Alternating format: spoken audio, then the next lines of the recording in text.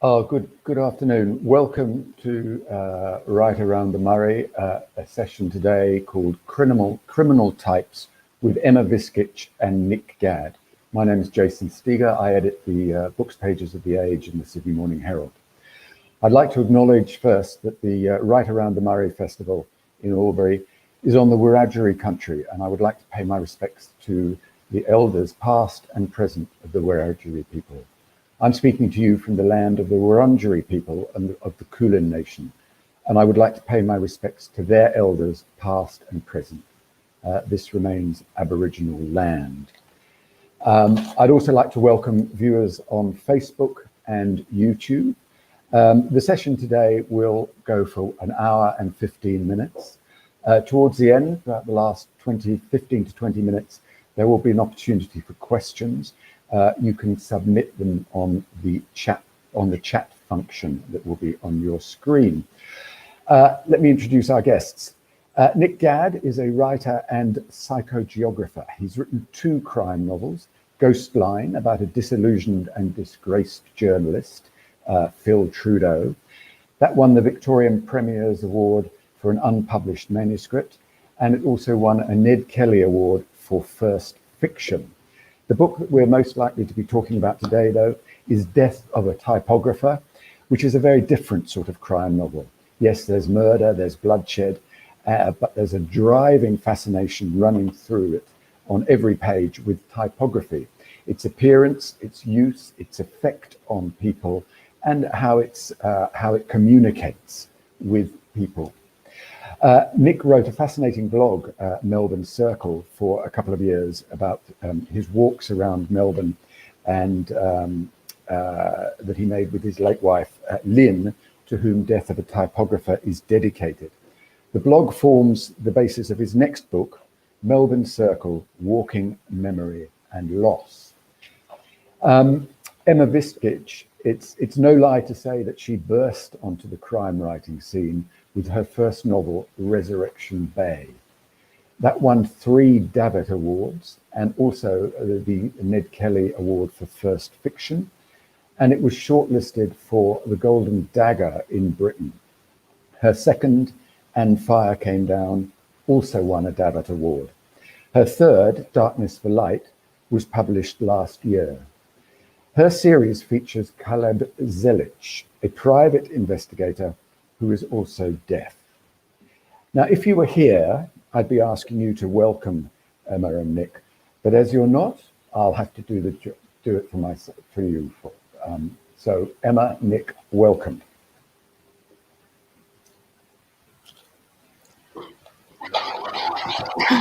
Hello.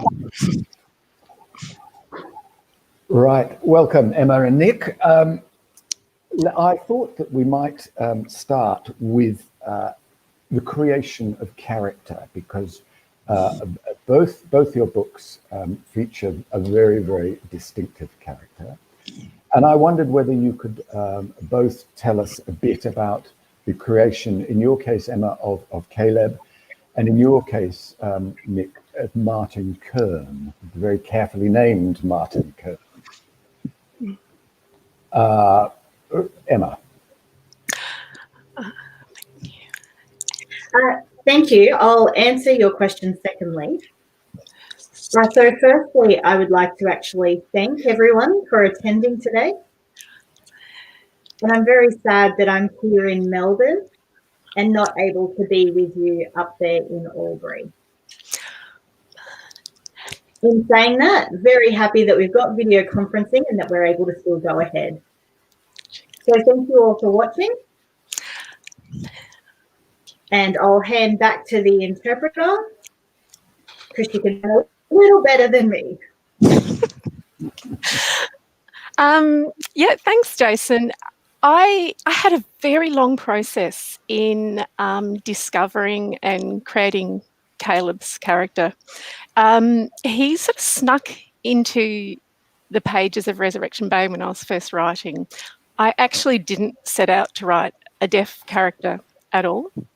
But the further I got into the first draft of the novel, the more intrigued I was by this character who was showing some very stubborn and very isolated traits, and I recognised in him, first of all, a girl I had gone to school with who was profoundly deaf.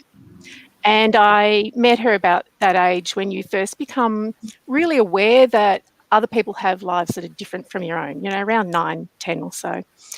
But writing has this really interesting way of sneaking up on you.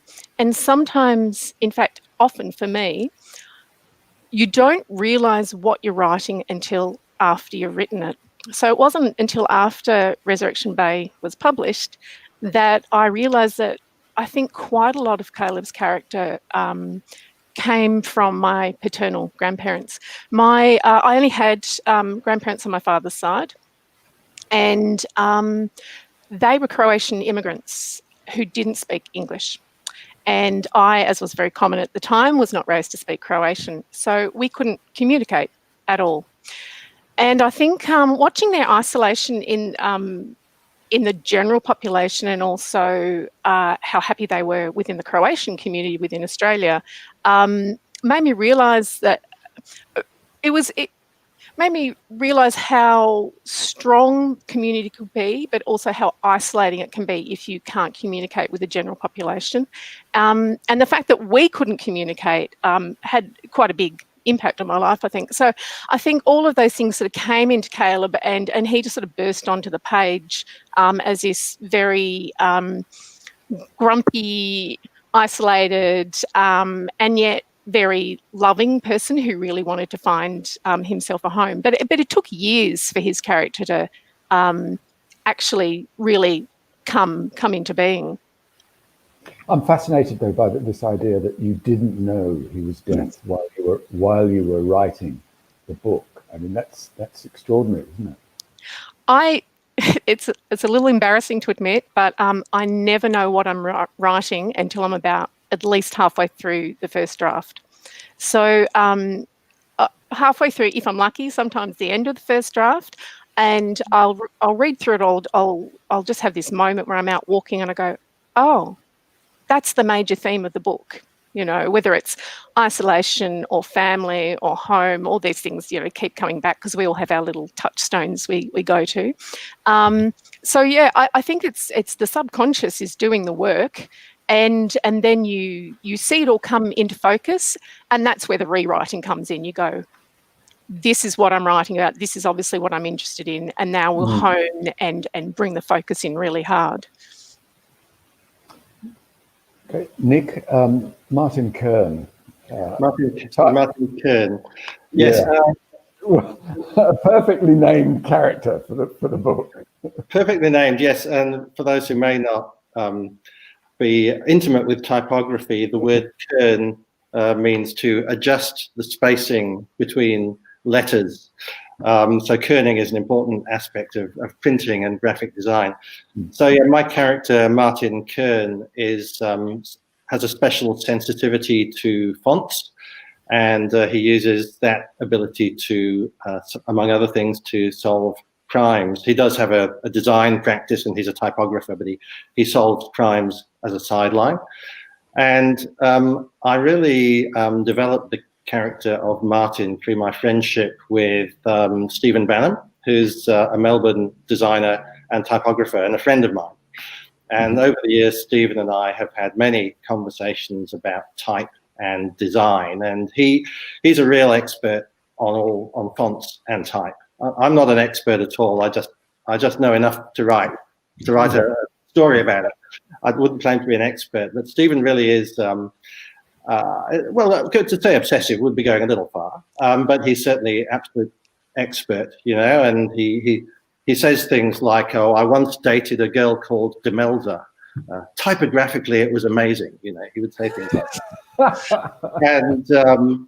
And through Stephen, I learned a lot about fonts and type, and I learned about this world of people who are really fascinated by the things like the shape of the dot over a letter I, which most of us wouldn't even notice. It's called a tittle, by the way, the dot over an I.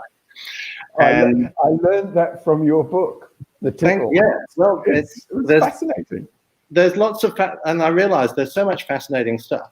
And there are people who just view this world in this way, have this amazingly keen eye for type and for the printed word. And so Stephen introduced me to all these eccentrics in the history of typography, and I just thought someone like that would be a good protagonist for a novel. So my protagonist is not Stephen, I hasten to add. I've kind of taken some of Stephen's qualities and turned them up to 11, you know.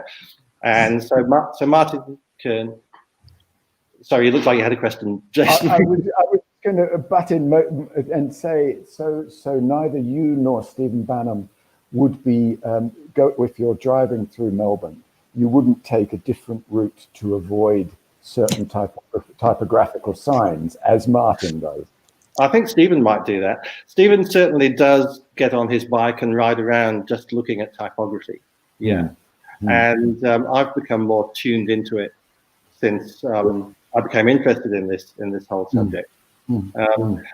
But yes, I gave Martin these qualities kind of up to an almost obsessive degree. And then I had to give him a co-investigator, Lucy, who's more practical and down to earth, just so that she could have the kind of practical qualities that he perhaps lacks. And it gives you scope for an awful lot of jokes, doesn't it? Yeah. Yes. There's a lot of type jokes in the book. There's a lot of gags, and some of them are based on reality. So where Martin goes and stands in front of a cafe which has a sign in the door, and he's looking at the beauty of the letter C and the beauty of the letter L and the beauty of the letter O, and think, what a superb piece of type. And then he wonders, why can't I go in? And Lucy says, well, it says closed. You know? And which is an anecdote that Stephen told me. So there's lots of potential for gags in the world of fonts, and and I have some fun with that. Yeah, I wanted the book to be entertaining. Yeah, certainly interesting. I did like the rhyming slang as well. So when somebody is erect, for example, could you just explain erect?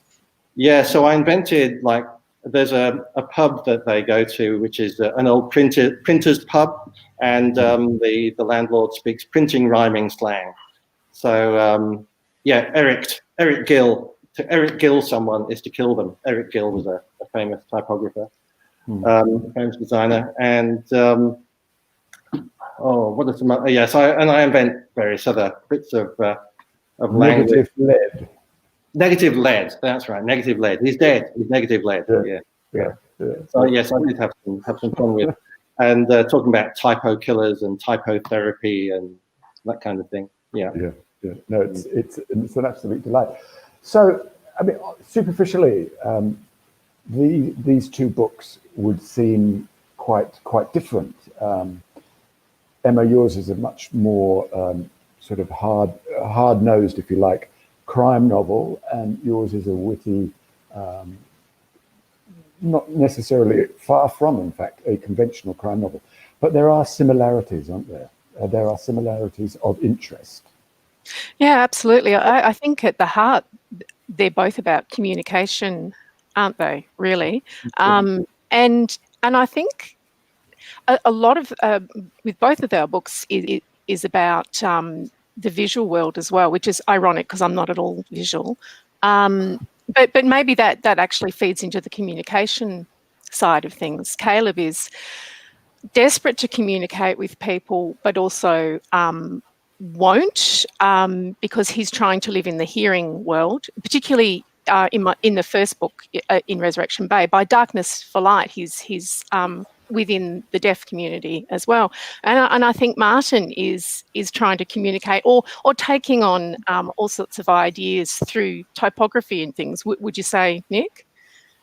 Yes, I think a lot of what I'm trying to do in this book is to show the fact that fonts have different meanings. They convey things. There's a quote by a famous typographer called Eric Spiekermann, who says, most people take the way words look for granted, but once typomania sets in, it becomes quite a different story. And I think that's really true. Once you start noticing the shape of letters and the form of letters, you realize they're doing things to you. You know, why does that expensive wine bottle have the name of the wine in this sort of classic kind of calligraphy kind of font, whereas a tabloid newspaper has these chunky letters that sort of scream out scandal at you, whereas a fashion magazine will have these tall, thin letter forms that kind of look like catwalk models, and all of these things are sort of acting on us in a subconscious way. But it's a form of communication that you're not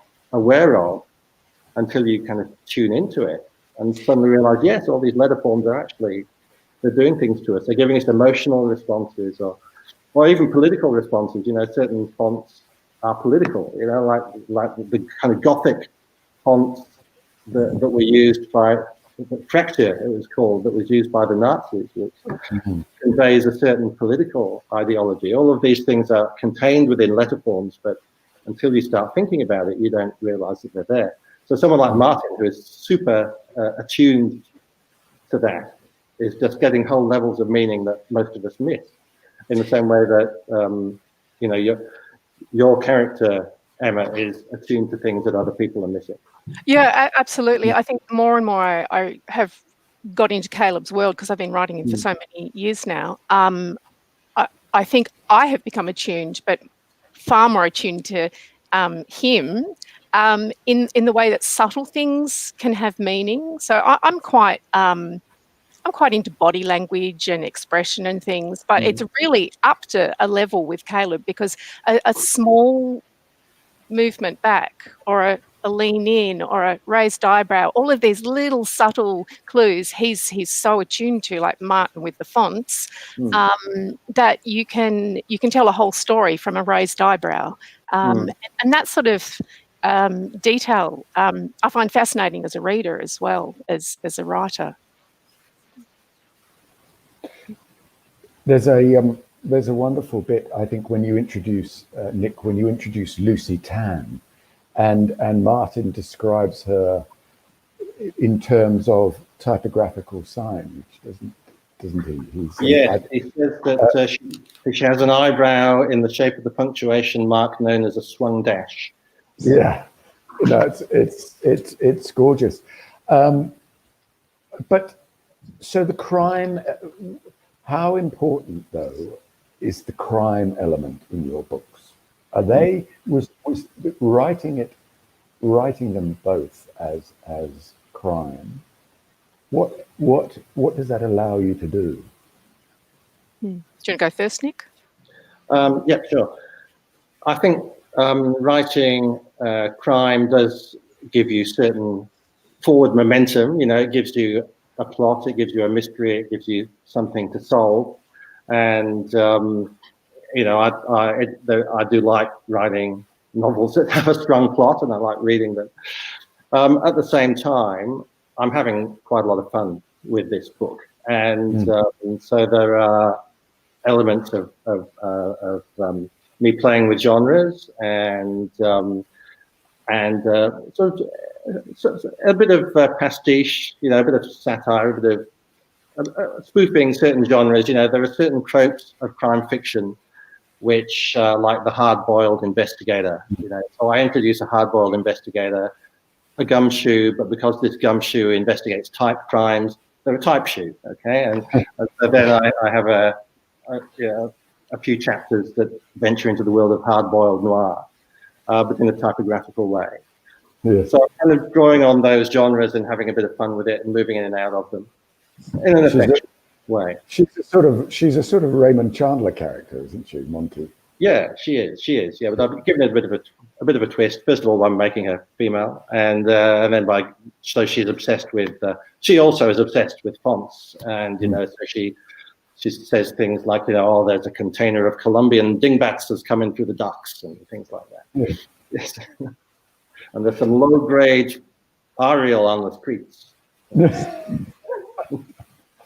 And so Emma, sorry, go on. No, sorry, I finished. I was just going to say to Emma, then, were you, when you started thinking, you wrote short stories, I know, first, and but those were crime stories as well. So it was always crime for you. No, sorry, go on. No, and then I was going to say, and then Caleb obviously came sort of later and managed to sort of make his presence felt. Yeah, I actually wrote 2 full-length manuscripts before Resurrection Bay, in amongst writing short stories, and they weren't crime. They were nothing at all. They were just words. The elements that worked the best and that interested me the most were character and the small elements of plot I had in there. Otherwise, they were just the characters sitting around talking to each other in cafes. It was very boring. And I have quite a wide reading, range of books that I read. I read everything except for horror because it scares me. So when I sat down to write Resurrection Bay, I very much had in mind that I wanted to write it as a crime novel. I'd enjoyed writing the short stories. And as Nick said, the crime element gave me a forward momentum. But I think much more than that, it gave me a reason to write the novel, because crime has this wonderful ability of really focusing on elements that I'm interested in exploring. It makes you it gives you a really good way of looking into society and people's motivations. So on a broader level, I think it's a great mirror to society. You see exactly what a country is like, what an age is like from the sort of crime novels that are out there.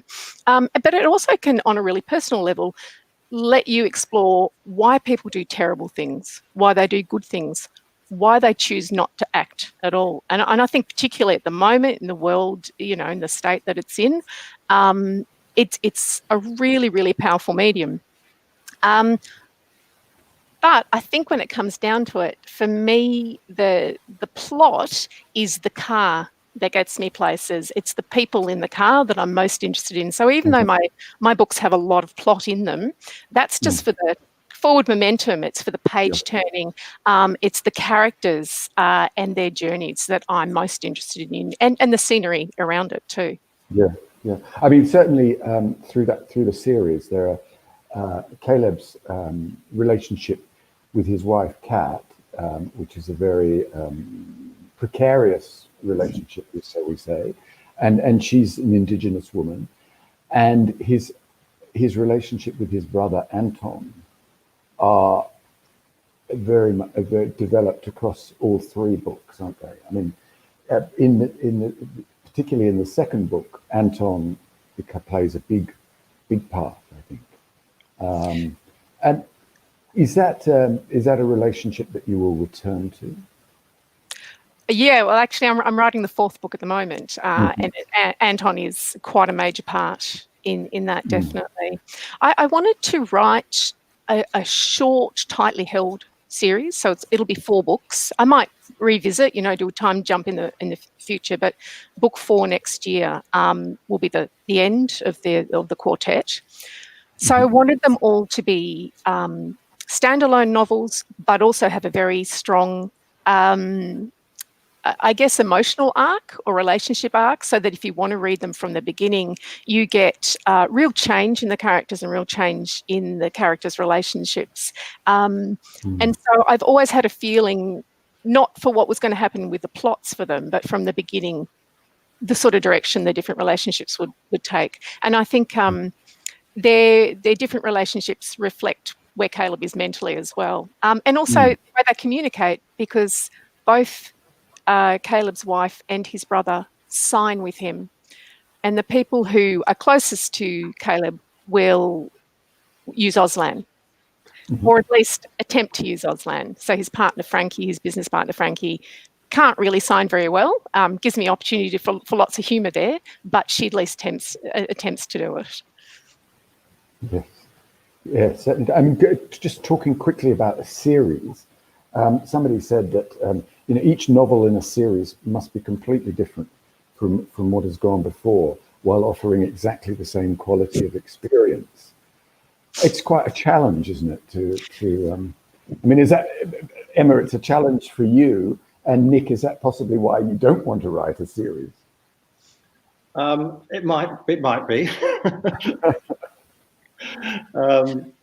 Sorry, Emma, did you want to say something about writing a series? Or?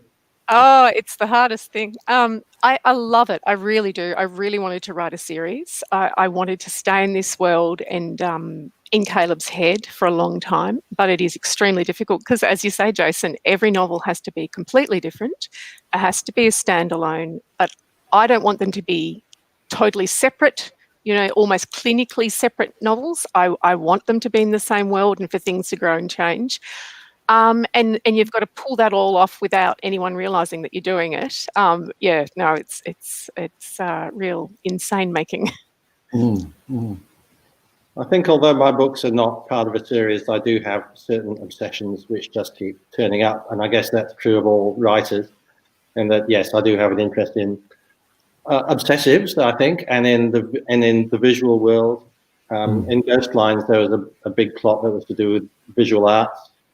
And what obsessive people will do when they are determined to achieve something in the world of the arts.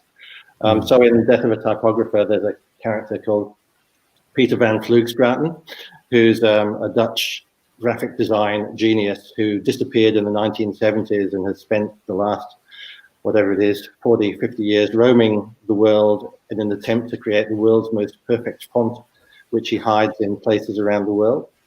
And given that may sound a bit far-fetched, but it's only a little bit more far-fetched than some of the things that people actually do.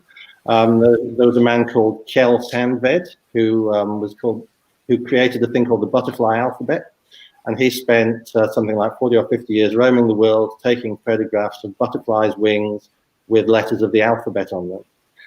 And he went deep into the jungles of the world and took these photographs and ended up having every letter of the alphabet and every numeral which he had photographed on the butterfly's wings. And you can Google it, the butterfly alphabet.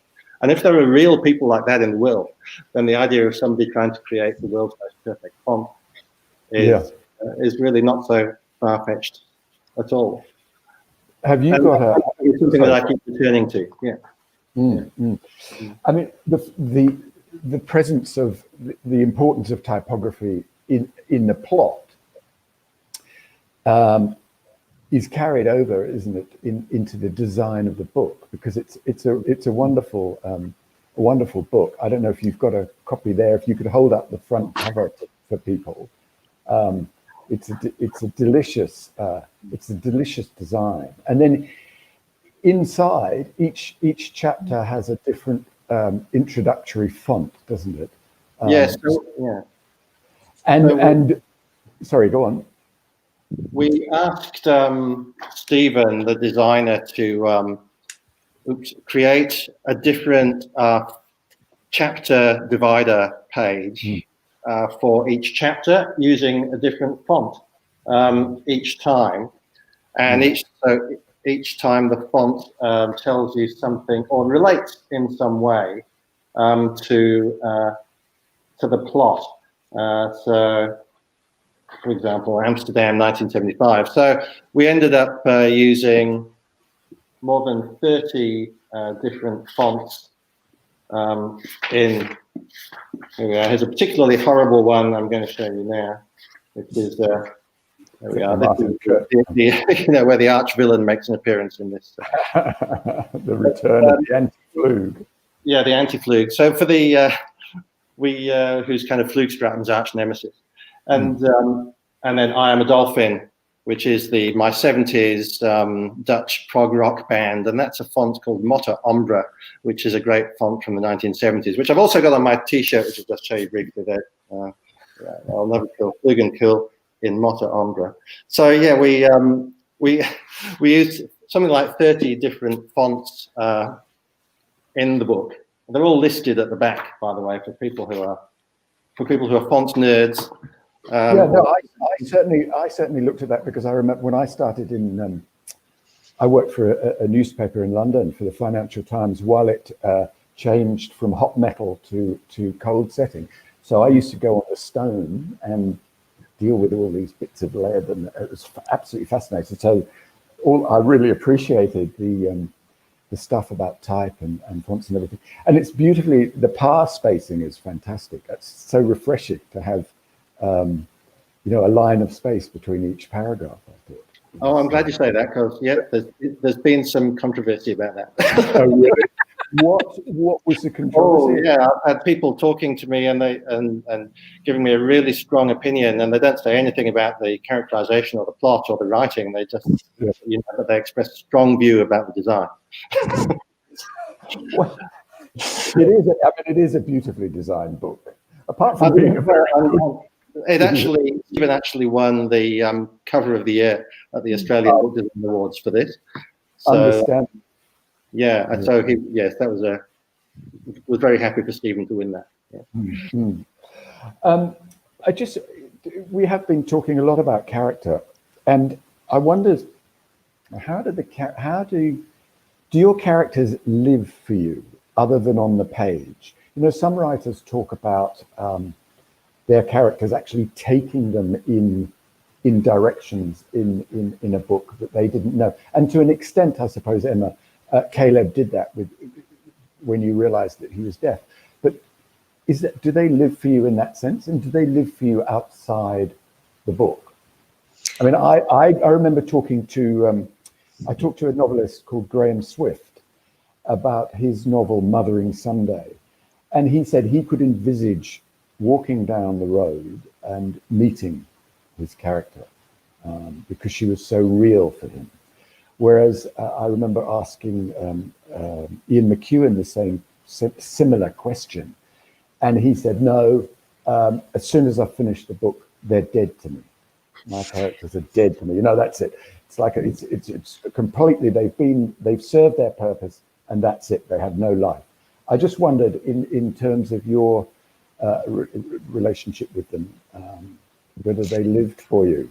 Yeah, and how they lived for you. How they lived. It was interesting because we both interviewed Lee Child, a year ago or something, and he was adamant that characters couldn't ever lead the writer and didn't exist outside the writing thing. And I was sitting there going, oh, oops, my characters are realer to me than most people. Just check my family's not listening. Because I think particularly Caleb, because he's been in my head for so long. Look, it took me about 5 years to write Resurrection Bay, and I've written 3.5 books since then, so he's been in there a long time. I know what he's thinking most of the time, whereas with other people I just have to guess what they're thinking. The bit at the time that I don't know what he's thinking is when he suddenly takes me by surprise and does something. But I think that's a lot to do with the way I write, which is very much, people talk about the vomit draft where you just go and put everything on the page.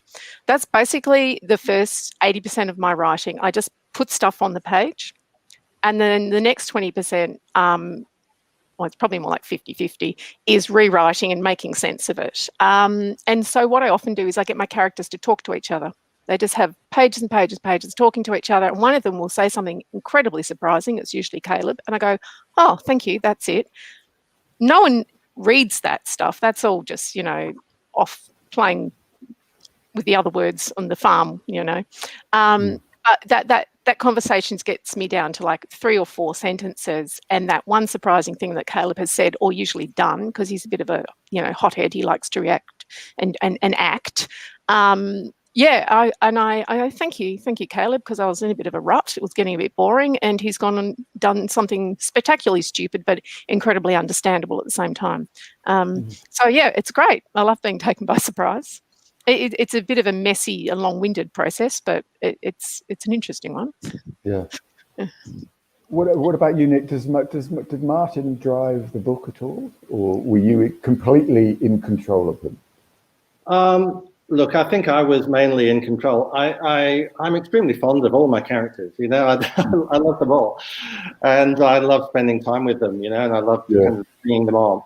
Bringing them forward and saying, okay, this is your moment. This is your moment in the spotlight. And it goes back. It's kind of impossible to answer in a way, isn't it? Because it's part of that the mysterious element of writing, which is that yes, of course, a lot of it is conscious art and planning and plotting and working things out. But then there always are these moments where something just happens and you're not quite sure where it's come from. But in my experience, those moments only happen after much labor, and then you get something which you might call inspiration, and yes, and you think that that was magical, but you have to work hard to get those moments of magic. But they do happen, and they are really magical, are they? Yeah, I think they do happen. I'm sure, I don't know if you'd agree, Emma, but yeah, those moments do happen. You think, oh, where did that come from? It wasn't something I was planning. It just, and maybe that is a bit like the character taking charge a little bit. Yeah. I think they're the same thing, really. And I think it's that back of your brain has to chug away and work. And I think it's why most writers don't have their best ideas in front of the computer. It's while you're out walking, or you're doing the dishes, or you're picking up the dog poo or something, and suddenly that problem that has been sort of just marinating is suddenly, it's clear and it's ready. But I know my best ideas definitely don't come while I'm actually sitting down trying to write. Do you find that? I think a lot of people say that when they're walking is a good time. Walking is great. I'm a big fan of walking, and I've done a lot of walking. And yes, I think walking is a great thing for writers to do, well, for anyone to do, but anybody involved in any kind of, artistic endeavor or literary endeavor. If you're short of ideas, go and have a walk, and you'll see something that will, either you'll see something that will spark a train of thought or a connection. Or, it's hard about 1 hour at the moment. Sorry. Well, yeah, I know. Yeah. You can see a lot in an hour, though. Yeah, true. Yeah. You always have to take a notebook with you, presumably. Yes. Or or make notes in your phone or something, or just remember it, or maybe something you'll remember something later. Yeah, no, I never remember. I have to have a notebook. So until the lockdown, I started walking to the little writing studio I have a few days a week, and it's probably an hour and a quarter walk. I can't tell you how good that was for my plotting, because I was in the early sort of position of doing some plotting. But the first couple of times I didn't take a notebook, and by the end of the trip, I knew I'd come up with 3 or 4 ideas. No idea what they were. So it's attached to me. I'm not allowed, take your door key, take your notebook. Yeah. So the politics of your worlds, the typographical politics, plays a strong part in the book, and Emma, the politics of the deaf community and also the Indigenous community. How perhaps you maybe had to tread more carefully, Emma, than you, Nick, writing about typography, but dealing with, Kat is an Indigenous character, and there are several Indigenous characters throughout the series. How careful are you of your responsibilities there? Oh, yeah, incredibly. It keeps me awake at night, really. Really? Yeah, absolutely. So when I first started writing the series, I knew that I wanted Caleb's wife to be Indigenous for many reasons. One is because there are real mirroring with the Indigenous communities and the deaf communities, in that they have been traditionally denied their language, like quite violently denied their language, denied their community and culture. So I thought that would be a really good sort of balance to have. And then just on a very personal level, I'm not Indigenous, but I have Koori family I'm very, very close to. And I wanted them to be in books. And there's that next stage of, even though it comes with huge responsibility and it's a dangerous territory to tread, because you don't want to cause harm, and you also don't want to take voice from other people. But if I didn't include it, it felt like there was this terra nullius situation where I wasn't acknowledging that the area where the book is set, which, even though I don't say it, is down in the Western District, which is where my extended family is from, and to suddenly have them not exist seemed wrong. So with discussion with my family and getting, people, particularly my father-in-law, who's Gunditjmara elder, to read my writing, make sure that I'm not doing the wrong thing or overstepping. But it's also very, very similar to writing a deaf character as a hearing person. You got huge responsibilities in doing that, because again, you don't want to take voice for somebody and you don't want to cause harm. And Caleb is not a representative of the deaf community, either small d or big D deaf community, but he could be read that way by people. So yeah, absolutely, I took my responsibilities large there.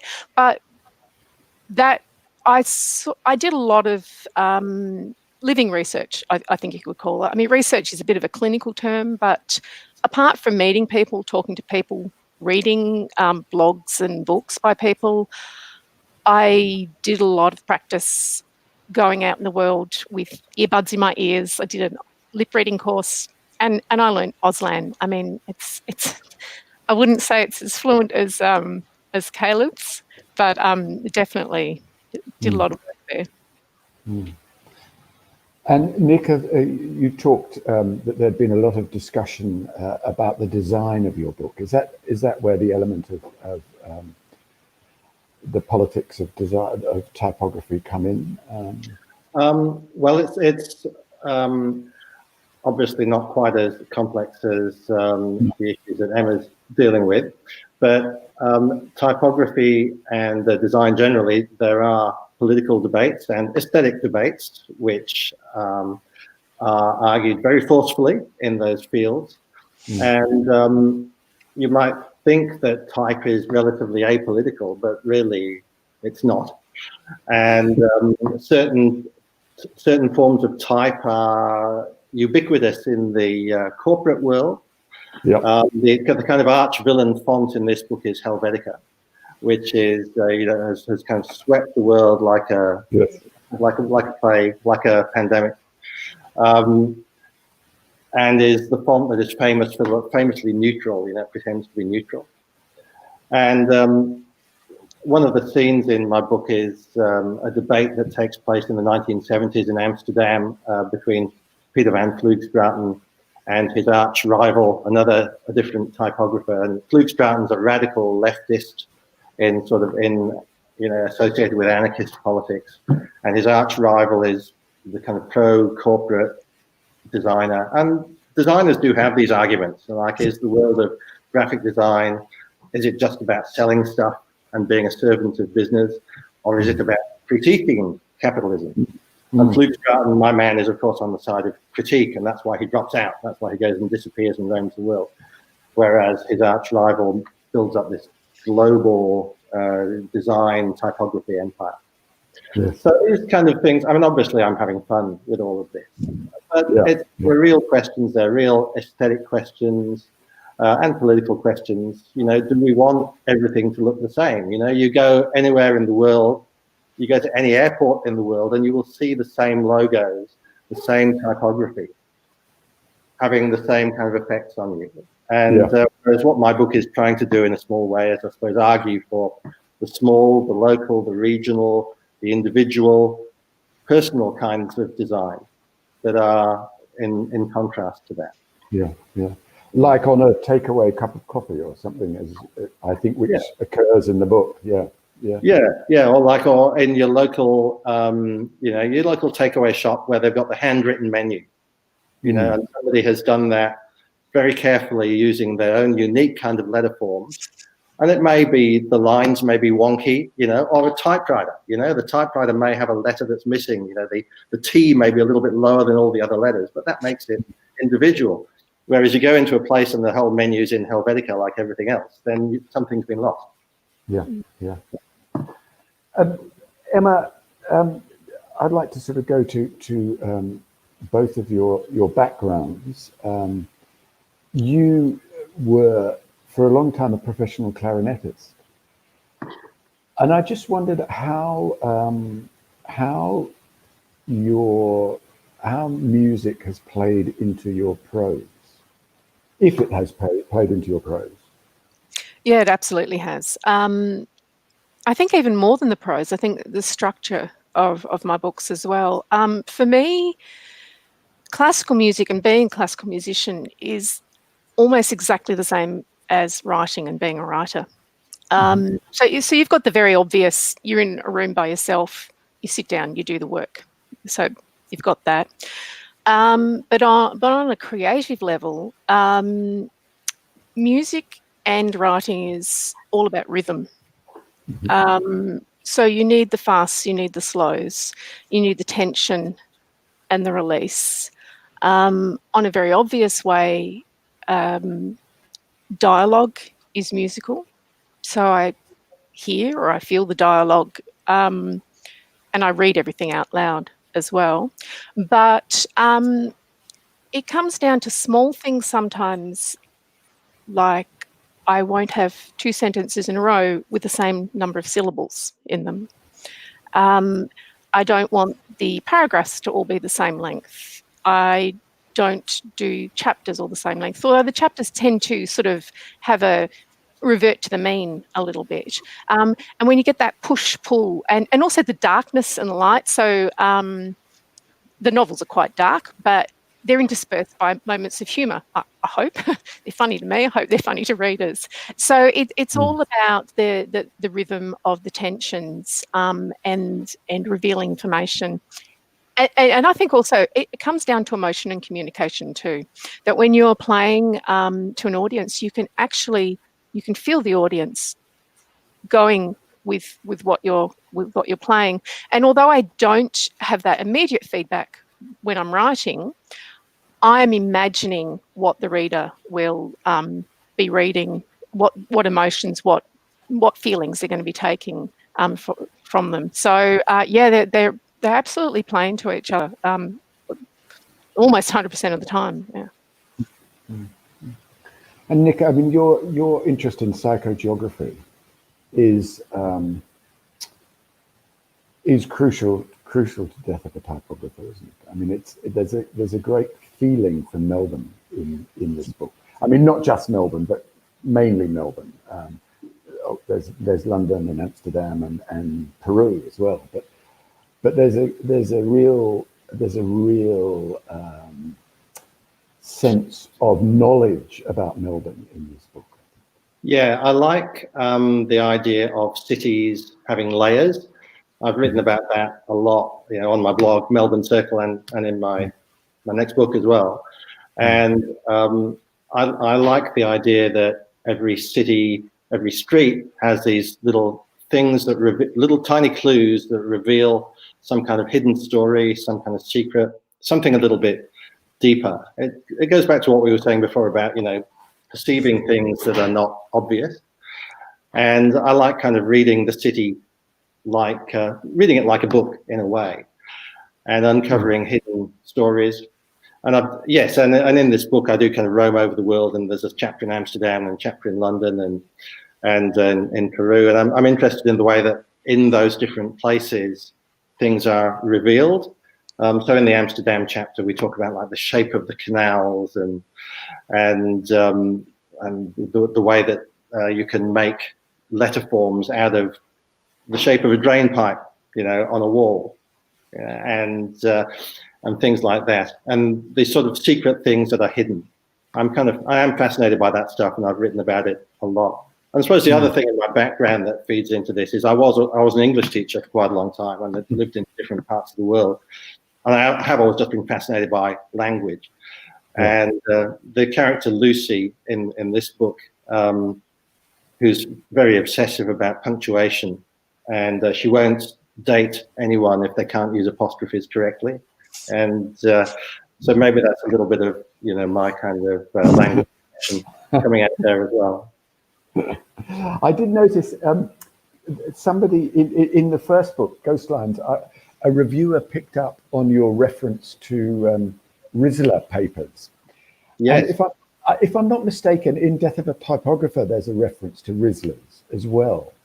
And, and I just wondered, because I then Googled Rizlas to see whether they were sold here, and because I know it's a British cigarette paper.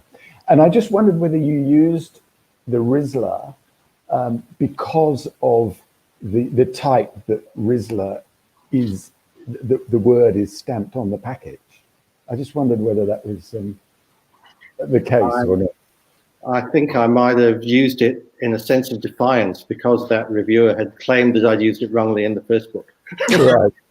I don't think that reviewer knew what Rizla was at all. I used to back in England. I used to play for a football team called the Rizla Reds, which Right. tells you a lot about that. I don't smoke myself, but I'm quite sure that some of my smoking friends have used them over here. Yeah. So, your first novel, Ghost Lines, which won the Unpublished Manuscript Award, went out of print, I think. But I'm correct in thinking that it's coming back into print. Yeah, it's now available again. So Ghost Lines is available. My publisher has republished it. First came out in 2008, so it's now available again. Mm. But the next book is could you tell us a bit about the next book? Yeah, so the next book is called Melbourne Circle: Walking, Memory and Loss, and it's about a series of walks that I took in 2014 to 2016 with my late wife, Lynn, which was a series of walks forming a big circle around Melbourne. And on the way, we looked at old signage and old buildings, and we uncovered stories of the past. And that was what my blog, Melbourne Circle, was about.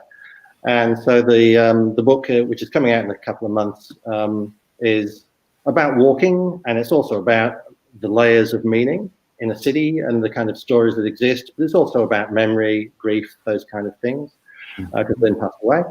And so it's a really personal book, but it's also kind of, there's lightness in there, I think, and it's also about some of the kind of things that I have been banging on about in my other books, about sort of signs and secret stories and lost obsessive people, that kind of thing. So, and will you write more fiction though? I intend to, yeah. Whether it'll be crime or not, I'm not sure. Right. So would you, if somebody says to you, you're a writer, what sort of writer are you? How would you describe yourself? I would tend to say I'm a novelist and essayist. And a crime writer, that's fine.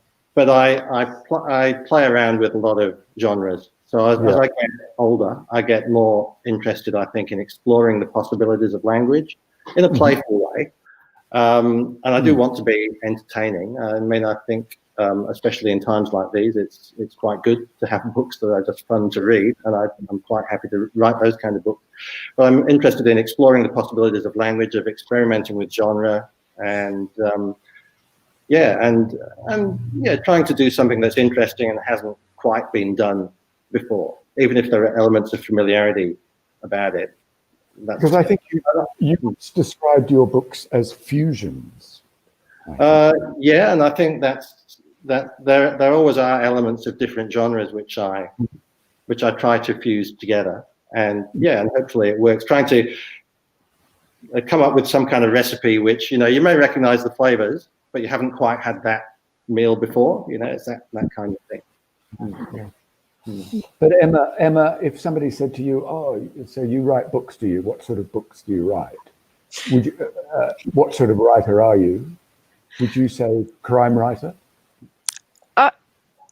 As much as I think of myself as anything, I think of myself as a writer. But I'm 100% writing crime novels. I guess the distinction there is that I can imagine not writing crime novels. I can also imagine only writing crime novels. So I think, it's just, I like the breadth of thinking I'm free to do other things. I've also done a few essays in the last couple of years, which I have both hated the process and loved doing at the same time. So can that's you expand a little bit on that? Hated the process? Because I have such a messy process, and the more books I write, the more I realise that my process is quite chaotic compared to other people, in that I just put it all down and then make sense of it. It's not a very efficient way of writing an essay. It's much better. I mean, I've spoken to journalists who say, yes, here's the topic. Here are the 4 things I'm going to write about. Here's the first one. Here's the second one. Here's I'm going to link them. I have to write it all down and then make sense of the shape of it. And the same thing with the books, but it seems to work for me with the books. And they're so much bigger that if I try and pre-plot them, they're dead. They're just dead on the page. But I think when you write an essay, it's good if you have a bit more of clarity before you go into it. But it's great to do some things. Yeah, sorry. No, I was going to say to Nick, who is also an essayist, would you agree with that? A bit of clarity beforehand. I think what I like about essays is the possibility that you have to roam really widely and make unexpected connections between things. And like the kind of essayists who I really admire, like Rebecca Solnit and Olivia Laing, do that, drawing on the personal, the literary, historical things. And you can bring in anything, that's a kind of wide-ranging thing I like to write, which is probably not necessarily the kind of thing that a newspaper or a magazine would commission you to do, where they say, yes, you've got to have these things in it. But that's the kind of essay which I do tend to try to write. Didn't you once bump into Rebecca Solnit when you were on a walk or something? Right? Yeah, I did, and I wrote an essay about that. I was in San Francisco with one of her books, roaming around trying to find a particular place that she had mentioned. I couldn't find the place that she'd mentioned. I got lost. I wandered into a community hall and I discovered an event was going on and she was present at it. So it was, so we had a chat for about 30 seconds. and then I wrote a book about being lost in San Francisco and with her book, A Field Guide to Getting Lost, and then meeting her. So that was a moment of, I don't know, synchronicity or something. Yeah.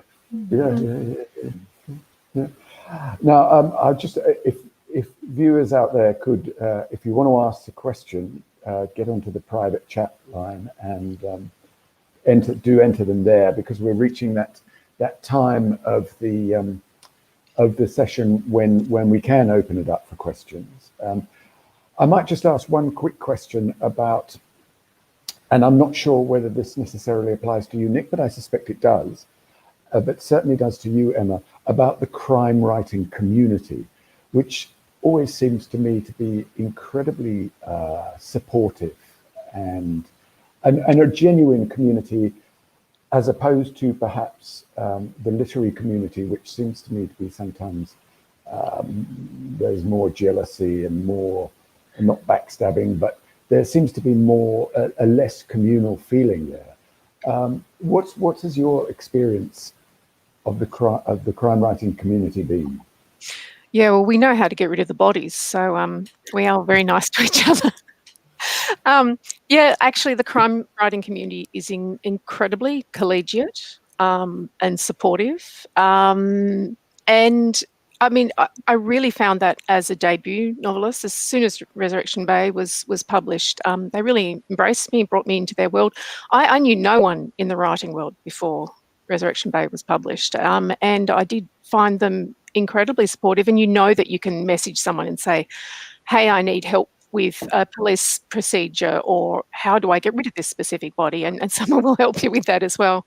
But just genuinely being delighted in other people's successes as well, I think. And I think it's the poets you've got to watch out for. Well, yes, there's often a bit of tension in the world of poetry, isn't it? What about you, Nick? Do you feel part of the crime writing community? I feel more part of the general writing community, and I've found it very supportive. I mean, the people who were most, in this particular book, the writers who supported me the most were Nick Earls, who's not a crime writer, but who's been a big supporter of Death of a Typographer all the way through. Yeah. And Angela Savage, who is just a wonderful supporter of writers in general. And she started out as a crime writer. And the latest book, Mother of Pearl, is another crime novel, but she's been fantastically supportive to me and many, many other writers. But yeah, they're not the only two. I mean, I've certainly found the crime writing community to be supportive, and the writing community in general, in Melbourne anyway, has been super supportive. Yeah. I don't know too many. And finally, for me, is there any question of screen adaptations, either big or small screen, of either of your work? Yes, but I can't tell you about it, or I'd have to kill you. So, you know, Right. It might happen. Okay. It might happen. The rights for Death of a Typographer are totally available if anybody wants to make a fantastically high bid. You can do it right now in the chat function. $10,000. It would be a wonderfully visual adaptation, wouldn't it? Oh, there'd be all kinds of possibilities. Yeah. Absolutely. Okay, now I'm going to go over to the audience now and give you some of their questions. So Emma Williams has a question for you, Emma. Do you have any sense of how deaf, hard of hearing Auslan communities have responded to Caleb and the inclusion of a signing deaf character more generally? Yeah, I do get people contacting me, and people I know have been really, really positive and happy. And people sometimes email me with their own little anecdotes of funny signing or lip reading problems they've had, which is extremely helpful. Please write in, tell me. I think whenever you write outside your own cultural experience, you've got to be open to criticism. I haven't had any yet, but I assume it will come at some stage, and that's something you just need to be open to. But yeah, no, it's been real.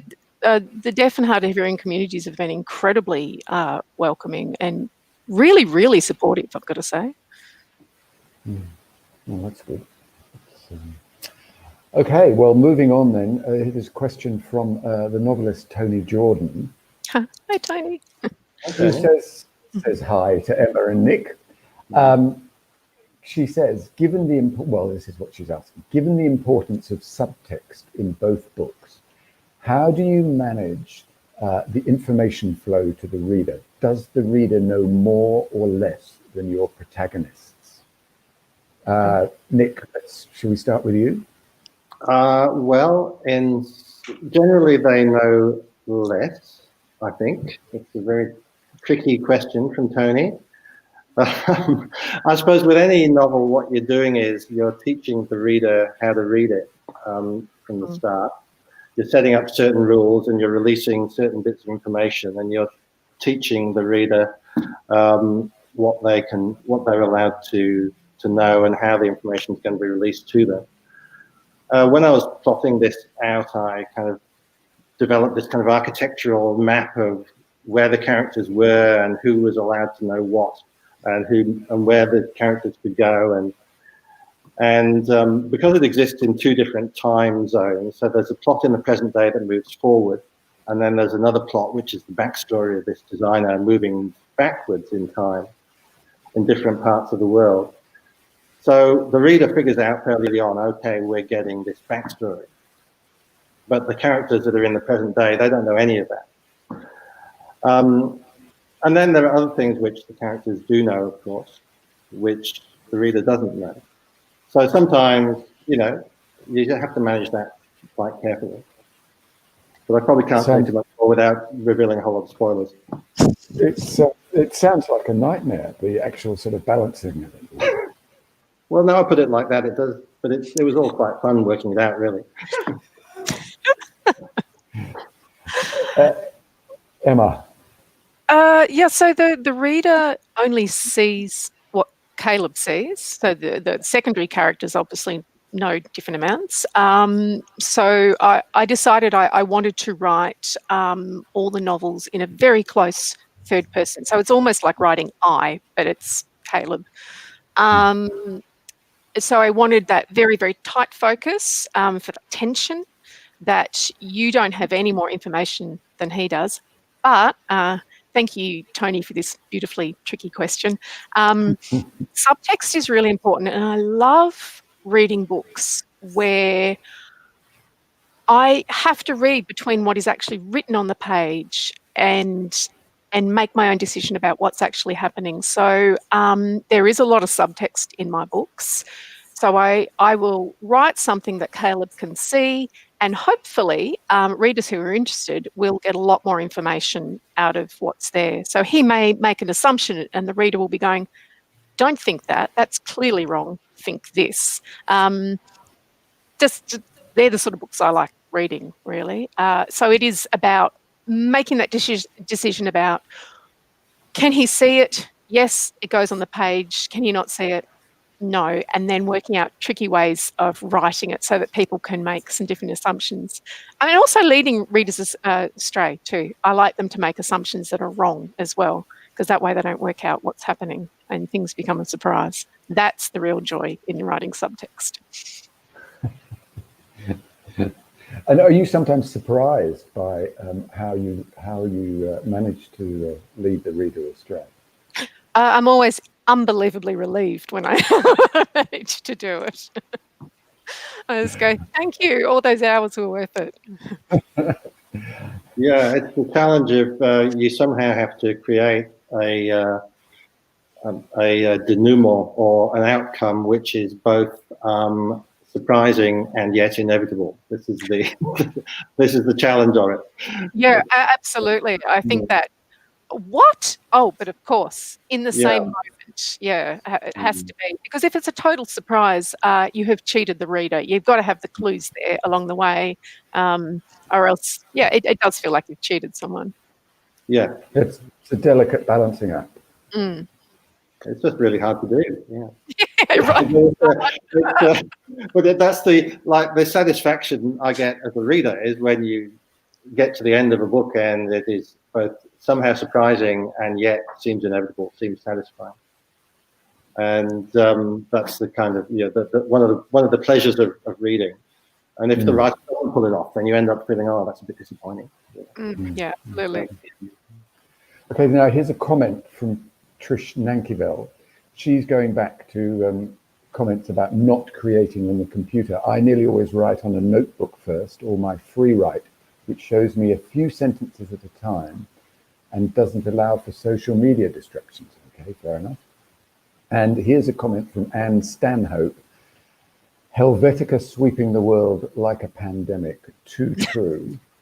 There's actually a movie about that. There's a movie called Helvetica, which some people might have seen. It's a documentary about it. It came out 10 years ago or so. And it's really interesting. And for those interested in type, just check out the movie, Helvetica. It's the only font that has a movie about it. Yeah. Do you loathe Helvetica, Nick? Oh, look, I don't. It's some designers do. I mean, when I see it, I think, oh no, not again. You know, why? There's so many other you could have chosen. I can understand the argument against it, you know. But then there's times when you actually do need something that's just extremely doesn't have a personality, you know. I mean, so somewhere like a hospital perhaps is a good place to have that kind of neutral signage. It just says this is where you go. So like any font, you know, it has its good uses. The problem with Helvetica is it's just overused. Yes, that's true. Okay, Jenny Cassidy has a question for you, Nick. She says, great to hear about the new book. Have you thought about fiction or crime fiction based on the ghost signs in your Melbourne Circle walks? Well, look, I'm so fascinated. Ghost signs, for those who may not know, is old painted signage for products and people who no longer exist. And I have been fascinated by them for a long time. And I think it's entirely possible, Jenny, yes, that they will creep into my fiction at some point. Meanwhile, in Death of a Typographer, there's some neon signage, which plays a big part in it. Yes, that's great, that bit with the signs. I just wondered whether there are... I was talking yesterday to Kate Grenville about her new novel, and we talked briefly about writers of not necessarily historical fiction, but writers who well, perhaps writers like Hilary Mantell, who make tremendous use of history. And I just wondered whether there were writers who, crime writers, who you particularly admired, not necessarily who influenced you, but who you admired for particular reasons. It's funny you should mention Hilary Mantell, because I love Hilary Mantell's things, because she has this wonderful way of introducing characters and writing about really distant times and making them feel very, very, very personal. So I think I really love reading all sorts of writers. So Nick was talking about Olivia Laing before. I love her. In terms of crime writers, I mean, obviously Peter Temple's always, the first person people mention. But there's like a 1,000 fantastic Australian crime writers writing at the moment, and people like Nunn and Sarah Bailey and Eva Clifford and Nick Gadd, even though he doesn't always call himself a crime writer. So I think you become a little magpie, and you choose from all sorts of people. I mean, one of my absolute favourite writers is Elizabeth Strout, who is absolutely not a crime writer. Her novels almost have no plot at all, but it's it's all about subtext and character and the beauty of the language. So yeah, there's just so many fantastic writers around. Yeah, the writers who probably inspire me the most probably would not call themselves crime writers either. I mean, The Name of the Rose. Oh, yeah. I suppose it's a crime novel, but it's what I love about that is that he just took you into this world of extremely obscure knowledge about medieval theology, and you would think, who on earth could get away with writing a novel based on medieval theology? How on earth did he get publishers to accept it? But it becomes a global bestseller. And then someone like David Mitchell, who's again not a crime writer, although sometimes there's a bit of crime in there. Cloud Atlas, just the way it roams around the world and everything connects up. And then finally someone like Douglas Adams, just because of the playfulness and the fun with language, are the kind of people who I think feed into who I would love to emulate. Okay, well, on that note, I fear we've run out of time. So I'd like to thank both you, Emma, and you, Nick. And I'd just like to say that for viewers, you can buy the book. Viewers in Albury can get their books, Emma and Nick's books, at Dimmicks of Albury, and they will deliver the books free to you if you are an Albury resident. And there's Nick holding up the books. Hang on. And oh, here we go. And there's Emma holding up the books as well. But definitely, if you haven't read them, I strongly recommend them to you. And if you're not in Albury, well, you can do your, if you're in Melbourne and you're locked in, you can do a click and collect at most bookshops, I think. And if you are free to wander down to a bookshop, well, just wander down to the bookshop and buy them. If you want to know what else is coming up at the Write Around the Murray Festival, go to writearoundthemurray.org.au and you'll find out what's on next. And well, unfortunately, it's the final day of the festival, but it will be back next year. So meantime, Emma, thank you. Nick, thank you, and all the very best. Thank you. Thanks, everyone.